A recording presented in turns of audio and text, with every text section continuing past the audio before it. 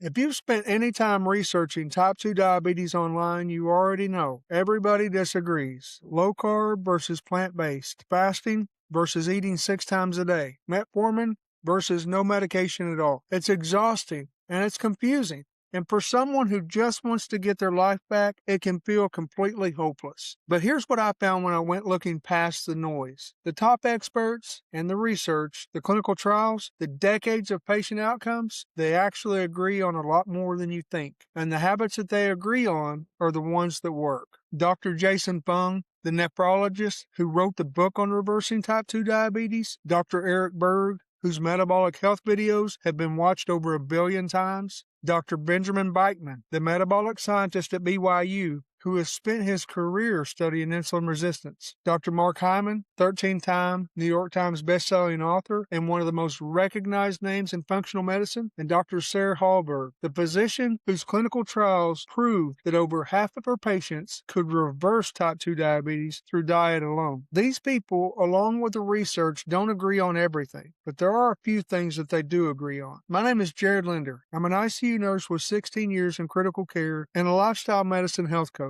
and someone who reversed his own type 2 diabetes without medication. I've looked at the research and what these experts teach. I've lived it myself, and every day I work with people doing the same thing. By the time this video is over, you're going to know exactly which habits move the needle on blood sugar, which ones the research actually supports, and what to do starting this week without overhauling your entire life overnight. Here are the 7 habits that it all points to. So let's get into it. So what's one thing that every single expert on this list agrees on more than anything else? Most people with type 2 diabetes are told to eat less and exercise more. Count your calories, watch your portions, take this medication, and a lot of these people are doing everything right, but their blood sugar barely moves. That's not a willpower problem. That's someone getting the wrong instructions. Calorie counting while ignoring carbohydrates is like bailing water out of a boat without plugging the hole. You're working hard, but going nowhere. Fung,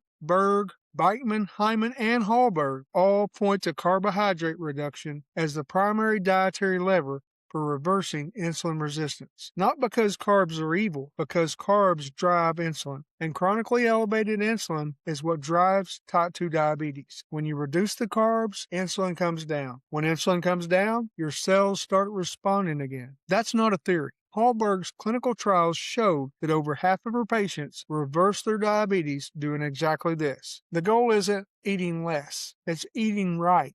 I put together a free resource that walks you through exactly how to start this. You can grab it for free in the description below. But what if changing what you eat isn't enough on its own? Here's something that most people don't realize. Your muscles are the largest glucose disposal system in your body. Think of them like a sponge. When you move, that sponge squeezes out, and when it reinflates, it pulls sugar out of your bloodstream and burns it for fuel, independent of insulin. That means even if your insulin isn't working well, your muscles can still clear glucose on their own. But here's the problem. Most people with type 2 diabetes are sedentary. The sponge is just sitting there, full and useless, while blood sugar builds up with nowhere to go. Daily movement is non-negotiable. Not because you need to burn calories, because muscle contraction is one of the only insulin-independent pathways to lower blood sugar that exists. Beichman specifically points to resistance training as a way to build more metabolic tissue. More muscle means more glucose storage capacity. Berg and Fung both emphasize that even a 10-minute walk after meals measurably blunts the post-meal blood sugar spike. Hallberg started her career as an exercise physiologist before she became an MD. Exercise isn't an afterthought in her protocol. It's foundational. You don't need a gym membership. You do need to move every day. You might start with walking, then add in some resistance and build from there. Now here's one most people never see coming. What does sleep have to do with blood sugar? Picture this. You eat perfectly all day. Low carb, no snacking. You did everything right, but you only slept for 5 hours. The next morning, your fasting blood sugar is elevated and you have no idea why. That's not a coincidence. One bad night of sleep can spike cortisol, raise blood glucose, and increase insulin resistance, sometimes as dramatically as eating a high-carb meal. Most people are fighting their diabetes all day and destroying their progress every single night without realizing it. Fung, Berg, Beitman, and Hyman all address sleep as a metabolic lever, not just a recovery tool. Beitman discovered this through his own continuous glucose monitor. He saw that high blood sugar before bed actually activates the fight or flight response. And that's the exact opposite of what your body needs to fall asleep and recover. Poor sleep raises cortisol.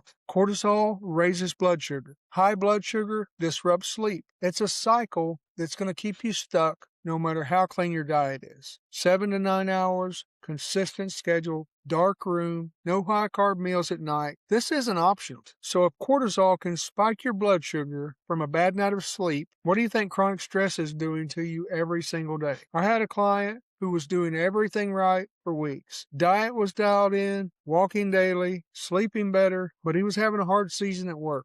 Deadlines, conflict, pressure. His blood sugar was out of control, and he couldn't figure it out. He hadn't changed any of his routine, but his stress had gone through the roof. He felt like he was failing, but it wasn't him. It was his cortisol. Every expert on this list points to stress as a hidden driver most people never address. Beitman's research identifies cortisol and epinephrine as the second major cause of insulin resistance, right behind chronically elevated insulin itself. Now, here's why that matters. When you're stressed, your body thinks it's under threat. It dumps glucose into your bloodstream to provide fuel for a flight or fight response. But there's no lion to run from.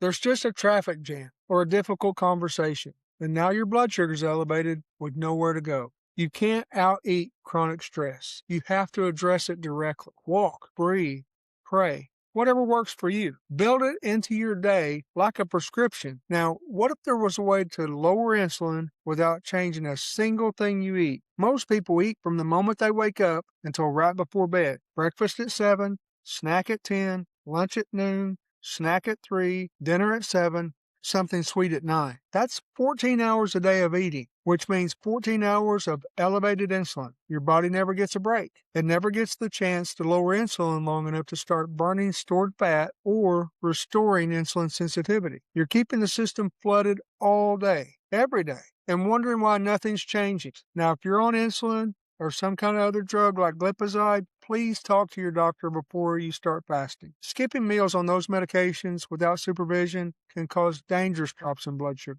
This is powerful, but it needs to be done safely. Fung literally wrote the book on intermittent fasting. It's the core of his entire protocol. Berg, Beitman, and Hyman all incorporate time-restricted eating as a tool to lower insulin independent of what you eat. The mechanism is simple. When you stop eating, insulin drops. When insulin drops long enough, your body shifts into fat-burning mode, and insulin sensitivity begins to restore. You don't need to do extended fast to see results. You can start with a 12-hour window. Finish dinner by 7, don't eat again until 7 the next morning. That's it. Build from there as you get stronger and as you're ready. And here's a question. How do you know if what you're doing is actually working? Most people with type 2 diabetes check their blood sugar once in a while. Get an A1C every 3 to 6 months. Otherwise, have no idea what's happening inside their body day to day. That's like trying to lose weight without ever stepping on a scale. You're flying blind.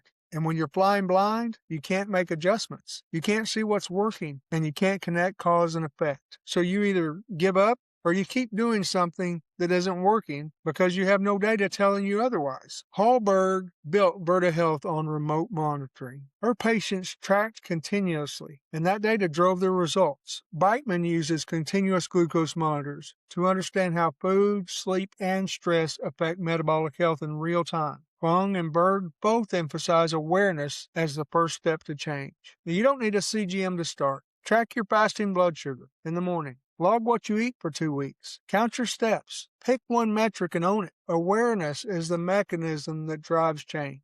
You can't manage what you don't measure. And here's the last one. This one ties all 6 of the others together. I want you to think about everyone you know who has successfully reversed type 2 diabetes. Not managed it, reversed it. How many of them did it completely alone, with no support, no guidance, nobody checking in? I've been in critical care for 16 years. I've watched what happens when people try to make major health changes and isolation. The information isn't the problem. The follow-through is. Life gets hard. Motivation drops. And without someone in your corner, the default is always to go back to what's comfortable. Every expert on this list built support and systems around their patients, not just protocols. Hallberg didn't just prescribe a diet of Berta Health. She built an entire support system around her patients, physicians, health coaches, and community. Hyman consistently points to connection and support as a foundational pillar of functional medicine. Fung built a program around coaching alongside fasting protocols. The research is clear. People who reverse type 2 diabetes rarely do it alone. Accountability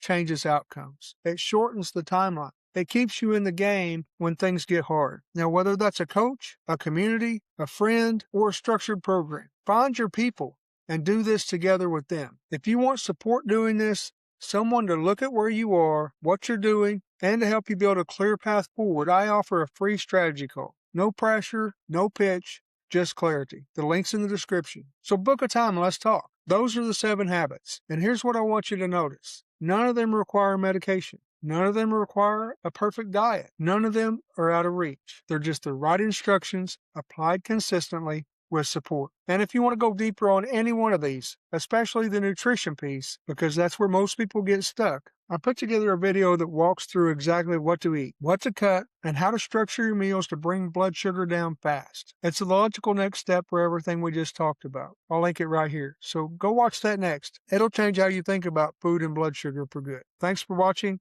I'll see you in the next video.